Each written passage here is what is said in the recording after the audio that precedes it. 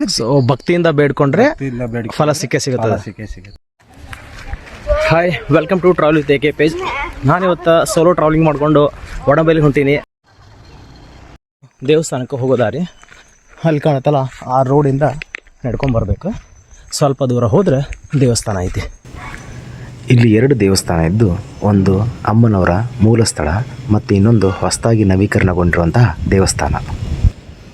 ಇದು ಅಮ್ಮನವರ ಮೂಲ ಸ್ಥಳ ದೇವಸ್ಥಾನ.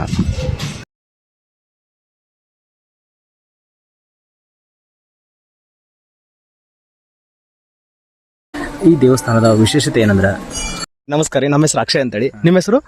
ದೇವಯ್ಯ. ಈ ಬಳೆ ಪದ್ಮಾವತಿ ದೇವಸ್ಥಾನ ಬಗ್ಗೆ ಒಂದು ಸ್ವಲ್ಪ ಹೇಳ್ತೀರಾ? ಹೇಳೋಣ. ಅಣ್ಣ ಅವರು ಜೋರಾಗಿ ಮಾತನಾಡಿಲ್ಲ, ಹಾಗಾಗಿ ಅವ್ರು ಹೇಳಿದ್ದನ್ನು ನಾನು ನಿಮಗೆ ಎಕ್ಸ್ಪ್ಲೈನ್ ಮಾಡ್ತೀನಿ. ಇಲ್ಲಿ ಮಕ್ಕಳಾಗದೇ ಇರುವಂತಹ ದಂಪತಿಗಳು ಬಂದು ಸಂಕಲ್ಪ ಮಾಡ್ಕೊಂಡು ಹೋಗ್ತಾರೆ. ಅದು ಈಡೇರಿದ ಮೇಲೆ ಮಗುವಿನ ತೂಕದಷ್ಟು ಬಳೆನೂ ಕೊಡಿಸಿ ಹೋಗ್ತಾರೆ. ಅದೇ ರೀತಿ ಮದುವೆ ಆಗದೇ ಇರುವಂಥವ್ರು ಸಹ ಇಲ್ಲಿ ಬಂದು ಸಂಕಲ್ಪ ಮಾಡ್ಕೊಂಡು ಹೋಗ್ತಾರೆ. ಮತ್ತು ಇಲ್ಲಿ ಗುರೂಜಿ ಇದ್ದಾರೆ, ಅವ್ರಿಗೆ ಹೋಗಿ ನೀವು ಭೇಟಿ ಆಗ್ಬೋದು. ಅವರು ನಿಮ್ಮ ಸಮಸ್ಯೆಗಳಿಗೆ ಸ್ಪಂದಿಸ್ತಾರೆ.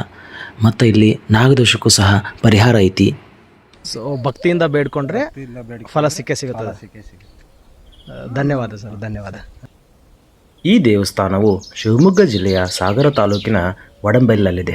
ಇದು ಜೋಗದಿಂದ ಸುಮಾರು 10 ರಿಂದ 12 ಕಿಲೋಮೀಟರ್ ದೂರದಲ್ಲಿದೆ. ದೇವಸ್ಥಾನ ಬರೋಕ್ಕೆ ಸಾಗರದಿಂದ ಡೈರೆಕ್ಟ್ ಬಸ್ ಅದಾವು. ಇನ್ ಕೇಸ್ ನೀವೇನಾದರೂ ಜೋಗದಿಂದ ಹತ್ತಿದ್ರೆ 10 ಕಿಲೋಮೀಟ್ರಿಗೆ 100 ರಿಂದ 120 ರೂಪಾಯಿ ಚಾರ್ಜ್ ಮಾಡ್ತಾರೆ. ಅಮ್ಮನವ್ರ ದರ್ಶನ ತೊಗೊಂಡು ಇಲ್ಲಿಂದ ಒಂದು 2 ಕಿಲೋಮೀಟ್ರ್, 2 ರಿಂದ 2.5 ಕಿಲೋಮೀಟ್ರ್ ಮುಂದೆ ಹೋದ್ರೆ ಶ್ವೇತಲಿಂಗ ಅಂತ ಒಂದು ಗುಡಿ ಐತಿ.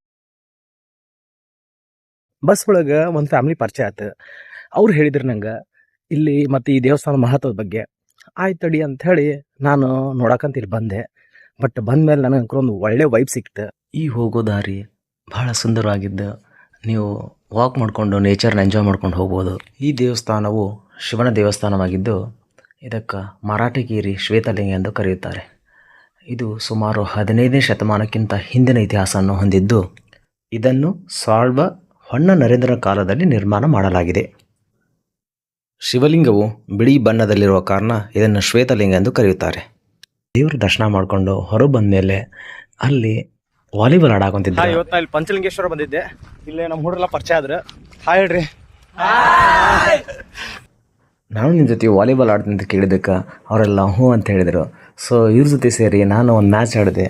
ಬಟ್ ಲಾಸ್ಟ್ ಮೂಮೆಂಟ್ ಒಳಗೆ, ಗೇಮ್ ಪಾಯಿಂಟ್ ಒಳಗೆ ನಮ್ಮ ಟೀಮ್ ಸೋತು. Win or lose, it's a part of game. ಮತ್ತು ಈ ಹುಡುಗರು ರನ್ನಿಂಗ್ ಪ್ರಾಕ್ಟೀಸ್ ಮಾಡ್ತಾಯಿದ್ರು. ಇವ್ರ ಜೊತೆ ಸೇರಿ ನಾನು ಸ್ವಲ್ಪ ರನ್ನಿಂಗ್ ಮಾಡಿದೆ. ಬಾಯ್ ಬಾಯ್ ಬಾಯ್ ಬಾಯ್ ಬಾಯ್. ನಾನು ವಾಪಸ್ ದೇವಸ್ಥಾನ ಬಂದಾಗ almost ಕತ್ಲಾಗಿತ್ತು.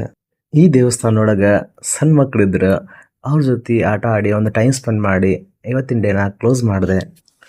Collecting the memories, not the things. ಈ ವಿಡಿಯೋ ನಿಮ್ಗೆ ಇಷ್ಟ ಆದರೆ ಶೇರ್ ಮಾಡಿ, ಲೈಕ್ ಮಾಡಿ.